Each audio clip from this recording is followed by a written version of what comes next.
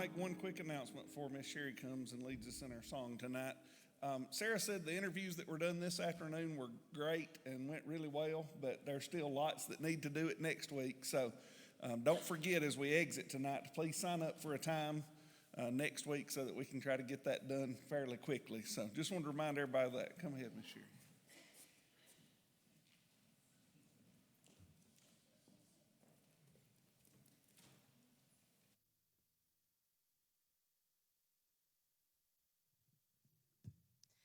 Second time today that I've done flubbed it up, but Brother Roger did make me feel good.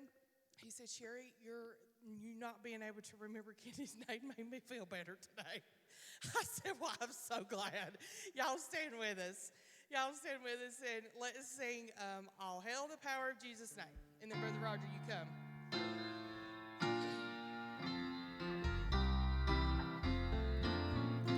All hail the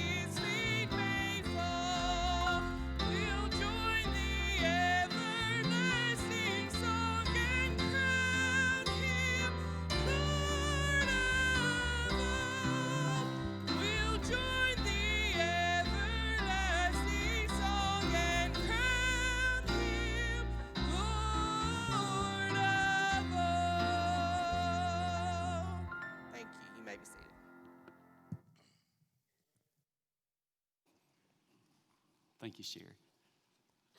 Well, I would like to say that this morning when I came in, when I sat down on the bench this morning, I probably was about as frazzled as I've been since I've been here as pastor, because I have a tendency when everybody's gone from home to find more to do than I can possibly get done.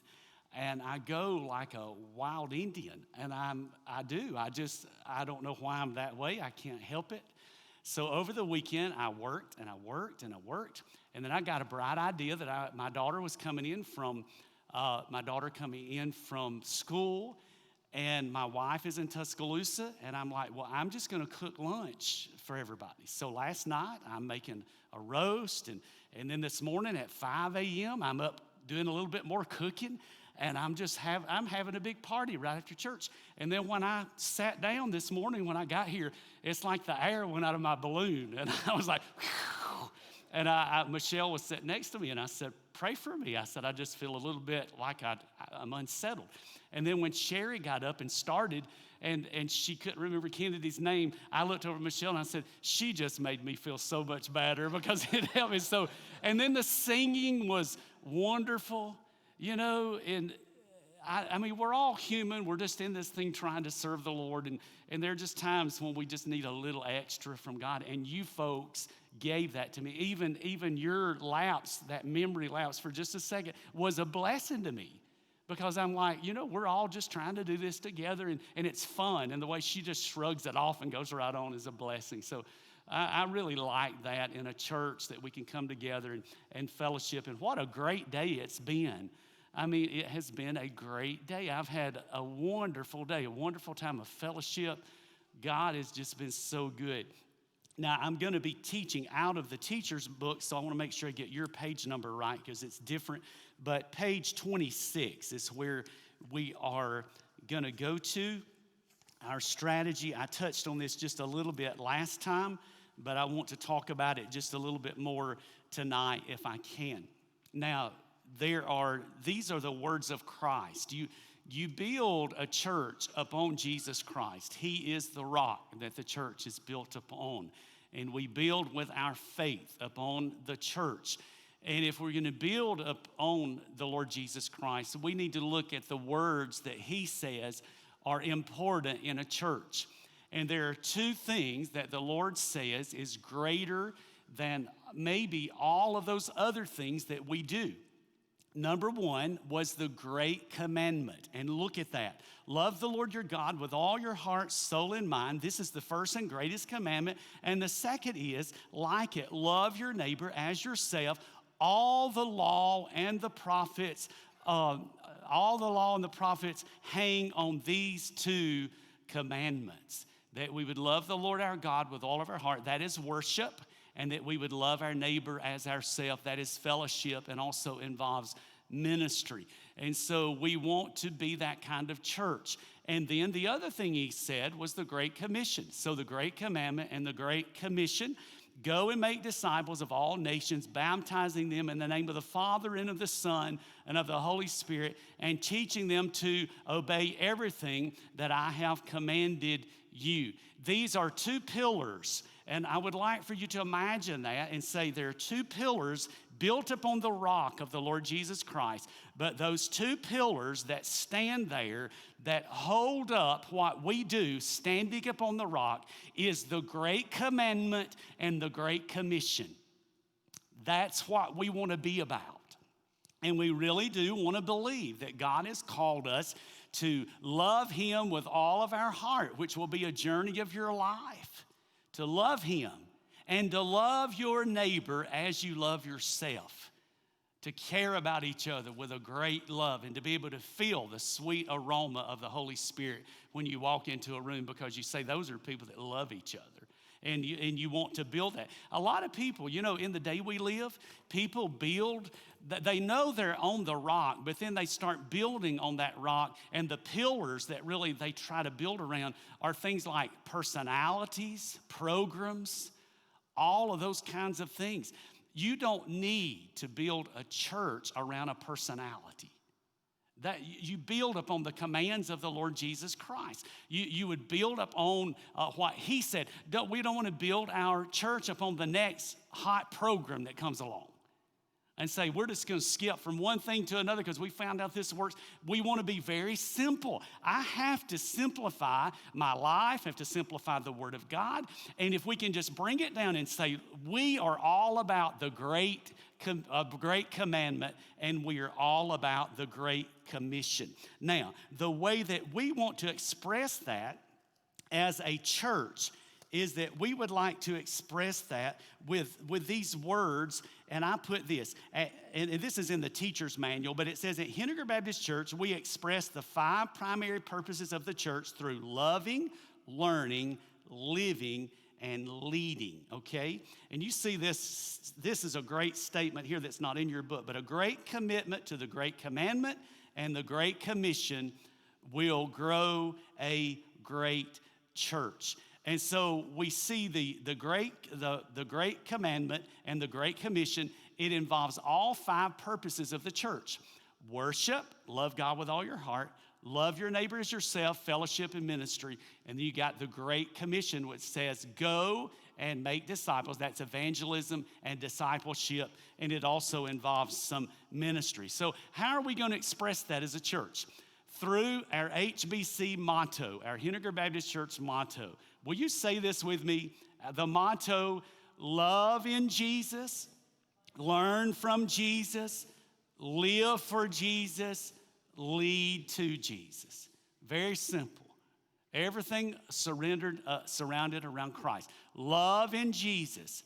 Love Him with all your heart. Love your neighbor as yourself. Learn from Jesus. Learn, that is the word discipleship, because a disciple, the word in the Greek is methetes, and it means a learner. And that we're just watching the way Jesus Christ behaves and how He acts, and we're learning from Him. So we want to learn to be like Christ. So as we learn from Him, we want to live for Jesus, and then evangelism is to lead others to Jesus. And then our HBC purpose statement that we mentioned last week that I would like to mention again says, to grow together in our personal relationship with Jesus Christ so that we can love like Him, learn from Him, live for Him, and lead others to grow in Him as we all fulfill our life mission for the honor and the glory of God. So we see that as a purpose statement. Now, there are two different models that we're going to look at that show you what we're trying to accomplish as a church. And it's all built upon the Great Commandment and the Great Commission. There are two models.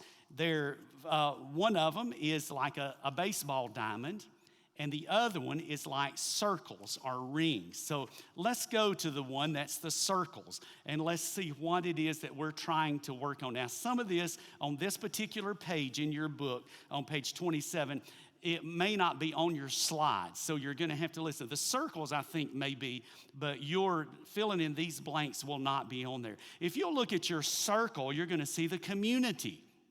We want to evangelize the community. Of course, we don't want to stop right there. We want to evangelize our Jerusalem, Judea, Samaria, and unto the uttermost parts of the earth. We want to be able to reach out to a whole world.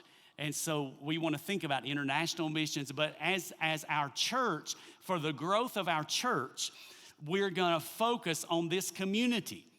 What is it that we do? Well, it's evangelism in the community. And our job is to equip you to be an evangelist. And I'm not talking about running revivals and being a preacher. I'm talking about every single member of the church, a soul winner. It's so important, and it's getting more important to me every day that I help people to become a soul winner. And we will look for opportunities, evangelism explosion. We will probably go toward that some. We will also want to equip you, but you can even take this book and become a soul winner and just sit down. So all of us want to be involved in soul winning. Now, there's a little blank there that says your campus. Right in that little blank, you don't have much room, and I don't think this is on the slide, but knowing Christ. We want to lead people to know the Lord Jesus Christ, knowing Christ. So that's the community. That's everybody that's within driving distance of our church. Anybody within driving distance of Henniger Baptist Church, we want to be able to reach them with the gospel. Are we responsible for every person that's within driving distance of our church? Well, we can't make decisions for them, but we are responsible to be a light to this whole community. Who do we leave out? Do we say, oh, we're going to pick all the odd-numbered mailboxes, and we're going to try to reach them? No, we want to reach everybody in our community that's not going to church. We want them to be saved. Their soul is at stake. Their eternity is at stake. So we want to lead them to know Christ. Now, the next is the crowd, and that is worship. The crowd is the Sunday morning worship. That's the crowd. Okay, and those folks, we want to teach them to love Christ. That's worship. That's why the praise team gets up here. That's why I cannot wait for the choir to be able to get back in the choir loft. You know, because I know what it would be like in here when you got a full sanctuary and the choir full. I mean, I can already hear it kind of in my mind.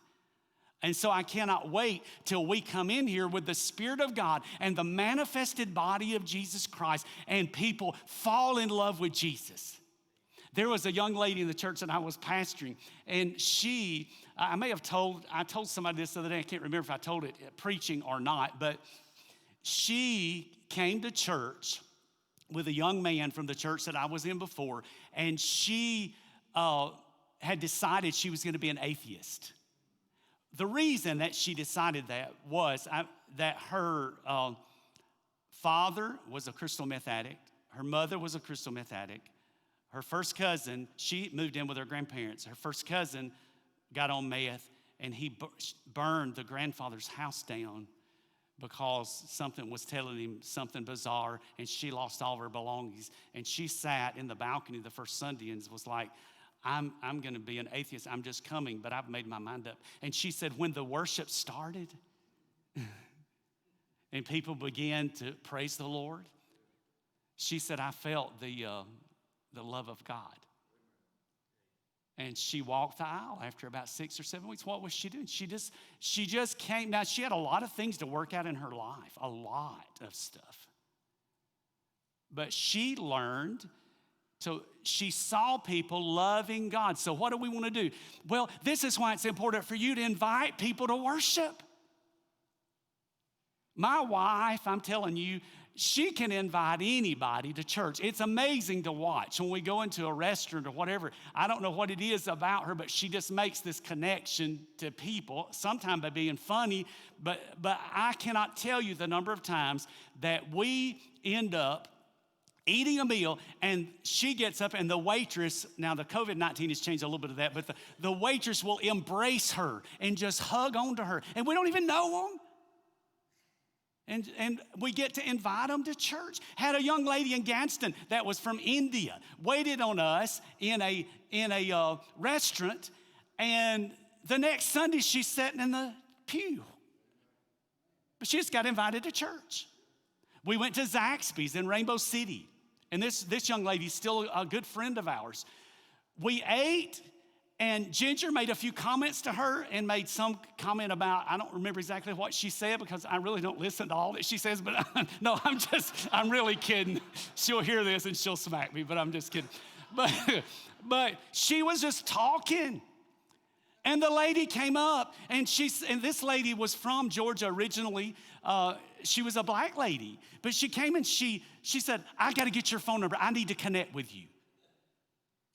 And that lady ended up in our church and was there until we left. Just because she got loved on and got invited to church. And you have a responsibility to be excited about your church. And you should be sensitive, and you that are watching online, you should be sensitive to the way that you behave and the way that you treat people, and also sensitive to the Holy Spirit to say, hey, why don't you come to Henniger this coming Sunday and we'll take you out to lunch. And listen, there could be a lot of souls at stake, and I think sometimes we just run by the crowd and the importance of getting people in the crowd. You may not know everything about witnessing. And you don't really have to. If you got a testimony, you can be a witness. But if you will just be sensitive that person on the other end of that table, that other person across the counter, that person in the register, when you're checking out at Walmart, they need to be loved. And you can invite them to the crowd. We want to move people from the crowd to the congregation. And that is, and crowd is loving Christ. Congregation is fellowship in the congregation. Fellowship in the congregation. And I would say that is loving others through Christ. We want to teach them how to love the church themselves. See, first we want them to love Christ, but in the fellowship, we want them to learn that we love each other, and we want them to love us, and we want to love them. And we've got to be sensitive to that. Have you ever been in a church before that was cold? Have you ever had an experience where you walked into a church and it was almost as if you didn't exist? That's one of the reasons that I get that big old bucket and I run up there and I may embarrass a few people. I've been known to embarrass a lot of people through my life, but I think more often if we acknowledge that we're happy that they came. Can you imagine somebody coming to your door and you're sitting there in your home and you're watching TV and they come in and sit down in your home and you never say one word to them? And did you know that can happen in churches? I've been in some of them where it just felt like, I felt like they didn't love me, but I also felt like they didn't love each other very much. And so we don't want to be like that. We want to say that we want to teach people to love. And that means that if you see somebody and they're new, maybe you might look at them and you might say, hey, how about if next Sunday when you come, I'll buy your lunch this Sunday? Or is there any way we can help you? And be sensitive to the fact that this is souls, it's people. And people are important. Every person that comes through the door of this church, we are responsible for the way we treat them. And you don't ever know what they're going through and what a kind word might mean. I heard a testimony one time, and I can't get through all this material because I'm getting excited about this, but I heard a testimony of a guy one time he said, I made my mind up that I was going to commit suicide. But he said I was going to go to church one last time, and then I was going to take my life. He said, I went to the service, nothing got through to me, nothing. Nothing in the service, nothing. But he said, as I was pulling out, I came to a four-way stop at the church.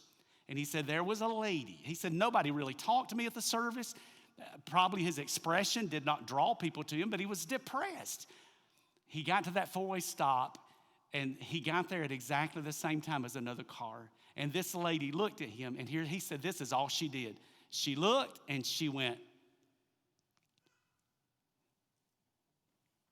and she put him before herself. And he said, when I got the pistol out and I was going to take my life, he said the only thing I could see was that woman's smiling face and her little bitty act of kindness that saved my life.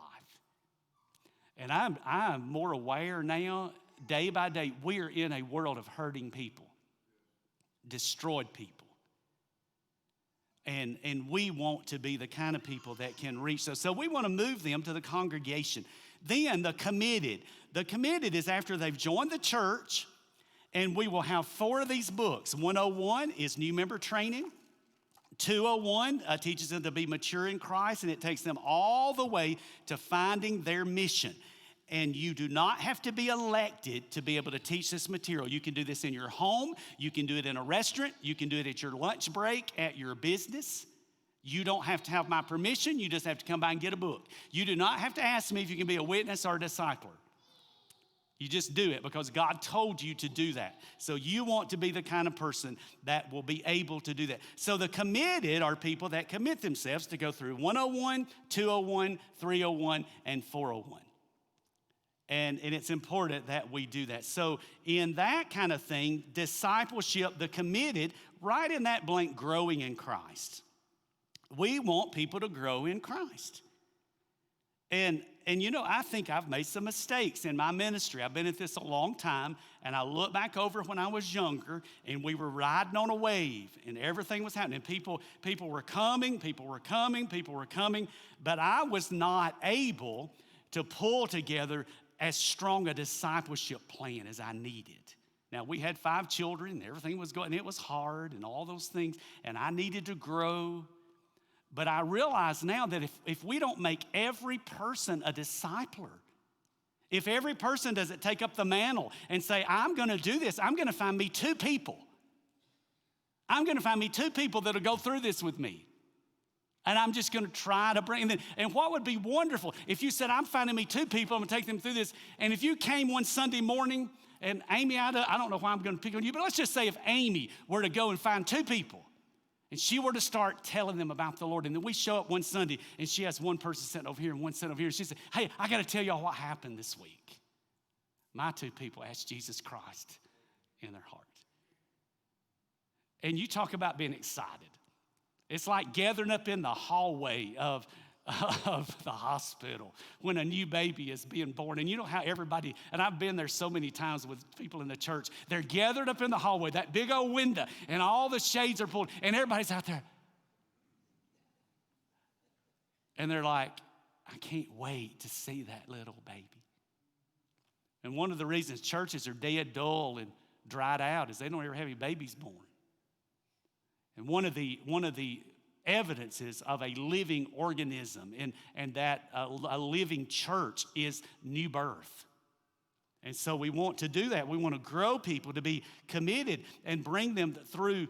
You can start doing it, but committed is growing in Christ. The core are people that actually are involved in ministry. And we really want to watch people go from new birth to ministry. Go from being a little child to ministering to other people. And if we don't do that, I believe it's one of the greatest problems in the church is that we've not taken. Those 2 pillars are ignored over Listen, we'll ignore it over high-powered music. We might ignore it over a light show. We'll ignore it over a program. We'll do all of those things, and we'll forget the two main pillars of what God said for us to do to build a church. Love God with all our heart, love our neighbors ourselves, and then to reach a lost and dying world. We say, we're real simple at Henniger. You know, that's what we want to do, is just to reach out. So that would be serving Christ, ministry. Serving Christ. And Jesus said, inasmuch as you've done it unto one of the least of these, my brethren, you've done it unto me. The commissioned. The commission is sent out to fulfill the purposes that God chose them to do. And let me just say this. What if? What if God grew our church to the point that we fixed all of our facilities? We had everything done we knew what to do, okay? Now, some of you say, well, I don't know if that could ever happen, but this place is pretty much in order. What if God got us to the place one of these days where we saw a young man grow up in this church and he says, God is calling me to start a church? And we could commission him right here at this altar and say, we're sending you to inner city somewhere in Birmingham and we're going to pay your salary down there. You know what I'm saying? That should be our goal for every person, that they find their life mission. Now, the church can't, we would not be able to pay everybody to do their thing. That's not what I'm saying. But all of us can find our life mission, and we can come forward and commission a dozen missionaries to go on a foreign trip for 2 weeks, or commission people to go to Haiti, or to go to Nicaragua, I can't hardly say it, or to go, I don't know what happened to me then, but to go all of those places. There we go again. But I heard you laugh louder than anybody back there. But to do those kind of things, that's the only one I'm getting tickled at myself now. But send out people. And how exciting. And that's what we all ought to be working together to do that. And you have a responsibility. Your person that you pick, or your two, or your three, there might be the next Billy Graham in that group. And you are very capable. I believe with all of my heart. We give you a leader's book. This book is, but I have printed this one off, 100 and something pages that tells you exactly what to say to somebody. You can do it with the help of the Holy Spirit. You can help to reach other people with the gospel of the Lord Jesus Christ. Okay? Now, let's look over at the development diamond. And I'm going to do something right here so that when I'm teaching, I'm a little bit more sensitive to make sure that I don't. Just want to make sure my time is good as I'm going. All right, class. You see this right here? Class 101 is discovering our church family. That's what we're doing. Class 201, discovering my spiritual maturity. I'm on page 28. Class 301, discovering my ministry. And there's a ministry covenant, discovering how can you serve in the church? What can you do? Class 401, discovering my life mission. And so what we want to do is to take you all the way around. And in our material, it's called a Grand Slam Christian. You go all the way around. And we'll give certificates. I want to do this because I want you to keep up with where you are and what you're doing. If I fail to provide you with material for training and to help you to be the discipler God wants you to be, that's on me. If I provide it for you and you ignore it, that's on you. And so I want to be responsible to do that, to provide. Now, I sat down some weeks ago, and I thought about values of what do we think is important. And somebody else may come along and show me something that they won't put in here, and I'm certainly open to that because these volumes can be updated. So this is not in stone forever. So if you see something, if you say, Brother Roger, there's a little something missing in this book that I would like to see in there, okay? And if you have a burden about that, I'm certainly open to that, and we can adjust this and update it as we go. But our Henniger values, let's look at those there, and it spells out the name Henniger. And first, our foundation is Christ-centered, Bible-based, God-glorifying, Spirit-led, prayer-powered. Never been a great revival meeting or a movement without prayer. So we need to be a praying church. Mission-minded and doing God's 5 purposes of worship, fellowship, discipleship, ministry, and evangelism. It says service there, but ministry and evangelism. Our distinctive Henniger values. We'll spell out Henniger, and I guess when we get through this tonight, we'll stop. But an humble spirit. H is for an humble spirit. The Lord, in Proverbs, the first thing that the Lord hates is pride. And we don't want to be a prideful people. We don't want to measure ourselves against each other and say, I'm better off than him, better off than her. We don't want to measure ourselves against the world because we didn't walk in their shoes. We don't ever want to look down on anybody. We don't ever want to look down on the way somebody dresses, the way somebody, or what they've been through. We don't want to be filled with pride. And we want to treat people with respect. 1 Peter 5:5. Likewise, ye who are younger, be subject to the elders. Clothe yourself, all of you, with humility toward one another. For God opposes the proud, but he gives grace to the humble. Can you imagine a stronger statement than to hear that God opposes? Do we as a church want to come and worship a God that is in opposition to us because we're prideful? So we should humble ourselves before God and say, Lord, just keep my heart, soft. Make me considerate of other people and let me treat people right. I'm telling you, I've said this before, 98% of the time, the church will be the best thing that's ever happened to you. But you let somebody get filled with pride, and that other 2%, it'll nearly kill you. You hear me? Y'all felt that at times. I'm telling you, we want to be an humble people. And that means we got to put up with each other. Just got to overlook some things. And you just got to treat people with love and respect. Do nothing from rivalry or conceit, but in humility count others more significant than yourselves. You walk into a place where somebody treats other people with they're humble and they consider that other person before they consider themselves. And we have to work on that. And I felt a great spirit of humility, but pride just slips in. Sometimes God can bless the humble, and about the time God blesses the humble, they get prideful because he blessed us when we were humble. And then we start telling people how great we are. Well, it never should be. It doesn't matter if we have to have 4 services on Sunday morning and still couldn't get people packed in here. We need to be an humble church. And so I looked at that and I thought, the first thing, an humble spirit. Where pride comes, then comes disgrace, but with the humble is wisdom. Finally, all of you have unity of mind, sympathy, brotherly love, a tender heart, and an humble mind. Let your heart melt in the hand of God and consider other people and be careful. Encouraging speech. Nothing will mess up a spirit of a church like people being disrespectful. I got tickled Sunday about when I said that about me and mean, that when I never spoke a kind word, and we gouge each other and cut up. And I love jokesters and people that cut up and people that say mean things to me just for fun.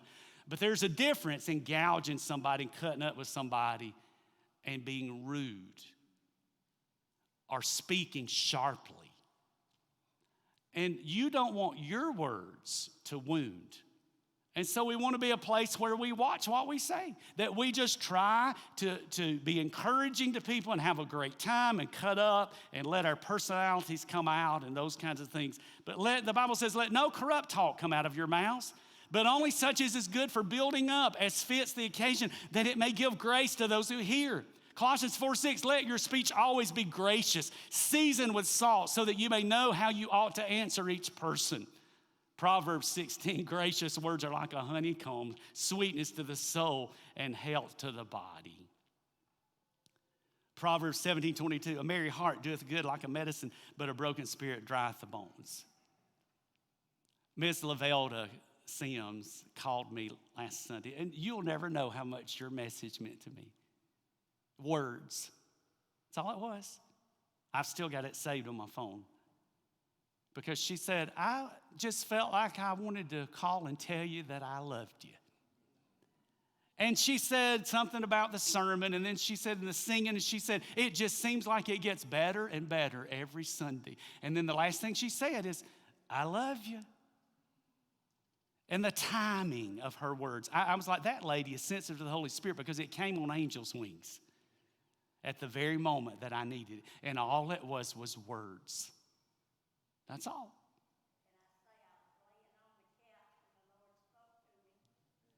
I knew that you moved under the Holy Spirit because my thoughts right before that were like this, and you just lifted me up. And when I heard that, I was like, that came from God. And it's good. And we can do that for each other, but you can do that for people that come into this place. You just need to, we want to encourage. A merry heart doeth good like a medicine, but a broken spirit drieth up the bones. You know why I put that in there? Because I like funny people and people that laugh. I think that church, that there ought to be some laughter, and there's an appropriate time, and you can make too light of a serious situation, and I would not want you to do that, but there ought to be some laughter, and we can't, we're not in the hallways, and we're out, and we got our mask on, and I can't tell people are smiling or sticking their tongue out. You don't really know what's going on anymore, We had a waitress the other day. She had her mask on. I said, you got a great smile. She just looked at me like, you're crazy. But there ought to be some laughter and merry hearts in the church. Cutting up and having a good time. Don't be stuffy. And have yourself a good time in the house of God. Encouraging speech. Never-ending love. What a love. Love God with all of our heart. Love each other. Love each other. I'm talking about letting the love of God have its way in our church. He said to them, you shall love the Lord your God with all your heart, with all your soul, with all your mind. That is the first commandment. And second is like it. You shall love your neighbor as yourself. Above all these things, in the book of Colossians, put on love, which binds everything together in perfect harmony. It's the first fruit of the Spirit. Love. Love. 1 John 4, 7 and 8, beloved, let us love one another, for love is from God. And whoever loves has been born of God and knows God. Anyone who does not love does not know God, because God is love. And there ought to be a spirit of love in the house of God where you say, now, does that mean we're going to not fail each other? No, but love covers a multitude of sins. We just love each other. The A is for abiding faith. And abiding faith. I want to be a person of faith. It's one of the principal key things about my ministry that the Lord showed me that he was asking me to be, was to be a man of faith. We must be the kind of people that believe God. And the attack of the devil is on our faith. He wants to attack your faith so that you don't believe that God will do, or that he can do, or even wants to do all the things he's promised already that he would do. And we've got to be a people of faith. Without faith, it is impossible to please him, for whoever would draw near to God must believe that he exists and that he rewards those who seek him. Faith comes by hearing, and hearing comes through the word of Christ. How do we increase people's faith? Be the people of the book. Teach the Bible in Sunday school. Study hard. Pray over it. Feed people the word of God, and it will increase their faith. This is one of the reasons that people perish, as the word of God said. They perish for lack of knowledge of the word. We want to be people that believe God. For in the righteousness of God, in Romans 1:17, is revealed from faith to faith, as it is written, the righteous shall live by faith. Glory be to God, whose mighty power at work within us is able to do more than we could even dare to ask or even dream, infinitely beyond our highest prayers, desires, thoughts, or hopes. The G, and I'm not reading all these verses, but you can look at all of those. G, godly wisdom. Godly wisdom. We want to be the kind of church that people are able to take the knowledge and experience that God has given to them and make decisions that please God. And if people aren't making good decisions in their home, it's going to affect our church. If people aren't making good decisions in their life, if they're living out there and they're making unwise decisions, and we have a lot of people filled with the results of unwise decisions, it will affect the health of our church, and it will hamper our ability to reach a lost and dying world. We want people to grow in their wisdom so that they make right decisions, because your life is the sum total of all the decisions you make. And so we say that. And I wrote down this. At Henniger Baptist Church, we desire to exercise godly wisdom and to make good decisions that please the Lord. Therefore, we work together to train our members to be strong in the Word through discipleship. The Word gives you wisdom. To equip them to reach a lost world through evangelism, and to instill in them a heart to faithfully give their resources for the spread of the gospel and the work of ministry in the kingdom of God. It is unwise not to learn to give to the Lord. It's unwise not to be an evangelist. It is unwise not to be involved in discipleship. Proverbs 11:30, the fruit of the righteous is a tree of life, and he that winneth souls is wise. For the Lord gives wisdom from his mouth, and from his mouth come knowledge and understanding. Your word is a lamp to my feet and a light to my path. Trust in the Lord with all your heart, and do not lean to your own understanding. In all your ways acknowledge him, and he will direct your paths.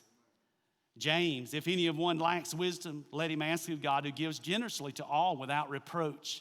But let him ask in faith, nothing wavering. There's a lot of verses there about wisdom.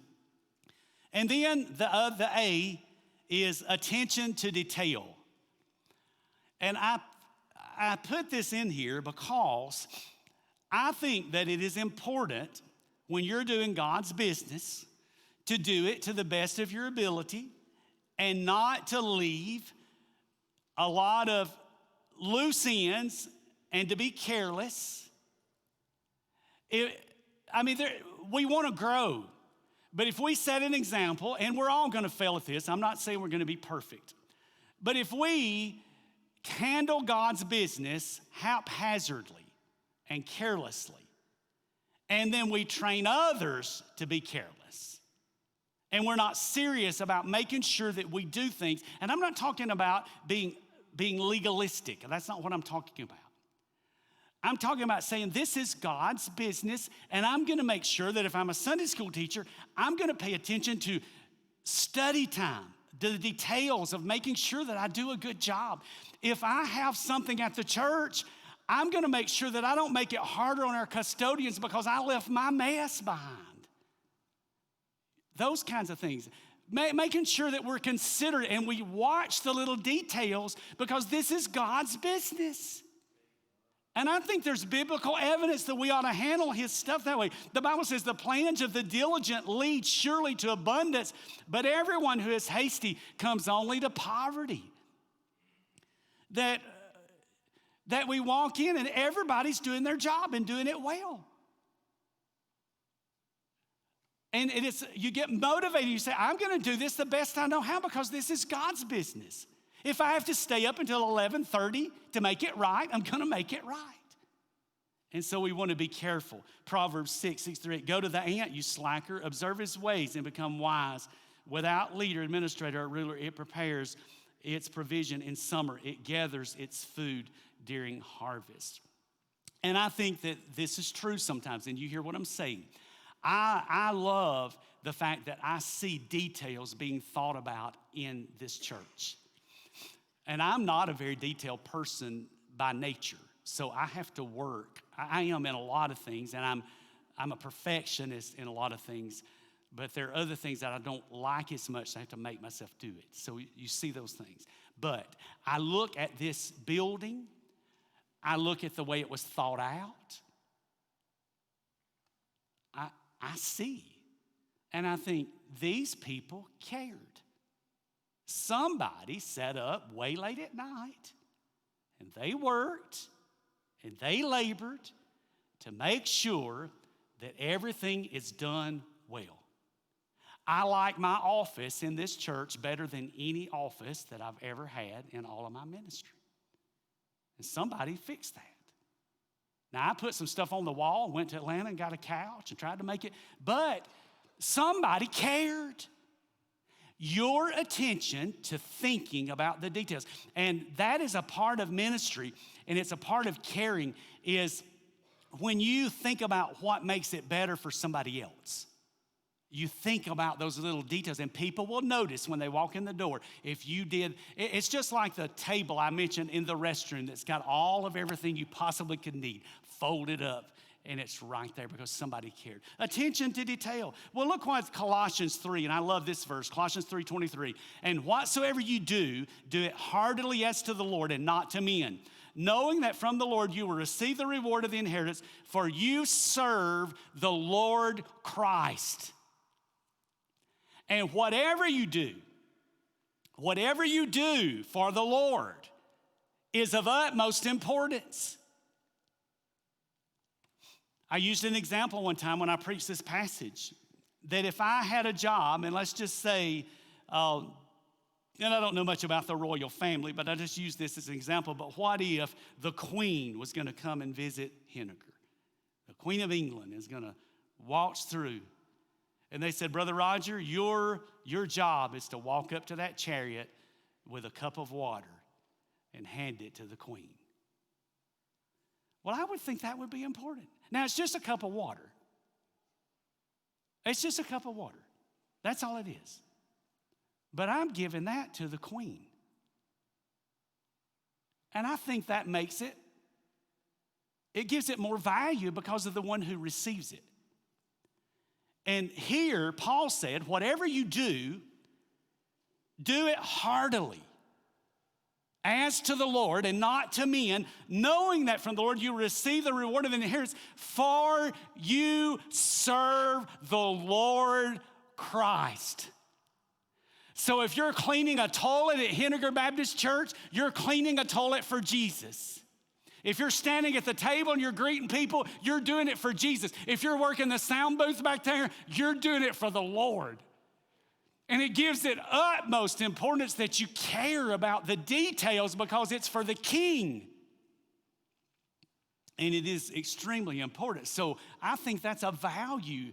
And have you ever been, and I've seen this before, you can walk into people's homes sometime in churches, and every shrub down their sidewalk is perfectly placed. Every blade of grass is perfectly manicured. You walk in their house and you're like, oh my goodness, this is an incredible home. Walk into the church that they go to. And sometimes you'll see carelessness and people that don't really care about God's house as much as they do their own. And we just want to say, hey, we do this for God. And it gives it the absolute utmost importance. Let all be done in love. Be sure, in Proverbs 27, be sure you know the condition of your flocks. Give careful attention to your herds. Be careful, and we'll all fail. And I'm not talking about being legalistic. I'm just talking about knowing who you're serving. And then last of all, regular personal devotion. We value that we want people to spend time alone with God in Bible study and prayer. And I will talk about this from the pulpit, how important it is that people will study the Word of God. Psalm 1:1-3, blessed is the man that walketh not in the counsel of the ungodly, nor standeth in the way of sinners, nor sitteth in the seat of the scornful. But his delight is in the law of the Lord, and in that law doth he meditate day and night. And he shall be like a tree planted by the rivers of water, that bringeth forth his fruit in his season. His leaf also shall not wither. And whatsoever he doeth shall prosper. That all hinged upon one thing, that he delighted in the word of the Lord and meditated upon the word of God. But when thou prayest, enter into thy closet, and when thou hast shut the door, pray to the Father which seeth in secret, and thy Father which seeth in secret shall reward thee openly. Don't let Sunday morning be the only time you open up your Bible. so easy to let time pass and not have that time, and we want to value that. We want to encourage people. Do you spend time with God? Do you take time to talk to God? Matthew 14, 22, 23, immediately he made the disciples get into the boat and go ahead of him to the other side while he dismissed the crowds. After dismissing the crowds, he went up on the mountain by himself to pray. And when the evening was come, he was there alone. One older minister one time told me this. He said, Roger, every once in a while, come apart, or you'll come apart. And I've tried to remember that. We need to make sure, I need to make sure as a pastor, that all of my devotion time is not in sermon preparation, but in loving the Lord and His Word. I'll read these last two verses and then we'll be done tonight. Mark 1:35, very early in the morning while it was still dark, Jesus got up, left the house, and went off to a solitary place where he prayed. Jeanette Kirk was a deacon's wife at Nazareth Baptist Church, and one of the dearest friends I've ever had in my life. She's a friend to me and to my wife, so is all of her family. Her husband used to be the principal. Brother Doyle Kirk was the principal at Plainview High School. Jeanette was a shouter, but she was a prayer warrior if there's ever been one. One of the sweetest people ever, one of the best cooks ever. But one day we went to her home there at the Kirk Memorial Gardens, the white home there with the black shutters, and has two stories, but it also has this room at the very top. And she said, Brother Roger and Ginger, will y'all come up here with me? And she said, I don't ever take anybody up here, but I just want y'all to see this. And there was her altar where she prayed. And she said, this is where I meet with God. And this is where I pray. And I ask you this question. Do you have a place of prayer? Now, I know that life can get busy, and you may not have an altar, you may not have a certain place, but you need to be committed to spending that regular personal time with God. So we value those things. Well, I'm excited. I'm excited that you can take this book and you can sit down and share that, and then we can get to the end and say, hey, this is what we're trying to do together. And we want to mobilize people. We want you to become a discipler. And we want you that if you're thinking about coming to join this church, and also I want you to know that if you're thinking about joining, you can come on a Sunday morning, come forward, and just say, I want to join the church. And then when we finish this, we'll hand out certificates. And on that Sunday, we'll have, I hope, a dozen people up here. And maybe I'm underestimating. Maybe we can have more than that.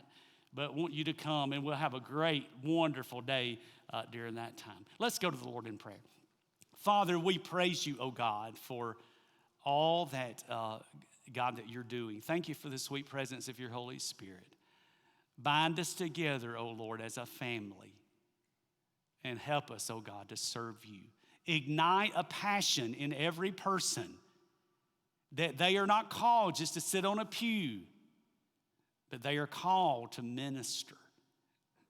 God, stir in our heart. There's souls at stake. Lives are at stake. Stir us, oh God, to be what you've called us to be. In Jesus' name, amen. Before we go, I want to encourage you. If you're still here, Sarah, I'm sure, could video still a quick statement. So if you got something on your heart, a one line, you might just want to say, I was saved in Henniker Baptist Church at a certain time, or what I like about Henniker Baptist Church is the singing. Just a line, because those kinds of things will be a blessing. And then if you have a story to tell, you still could stay a little while, I think. Is that right? For just a few minutes? Maybe 10 minutes, okay? So if you got something, see Sarah and get that, and then also sign up for next Sunday, 4:30 to 5:30. Okay, will you dismiss us so we be careful? All right.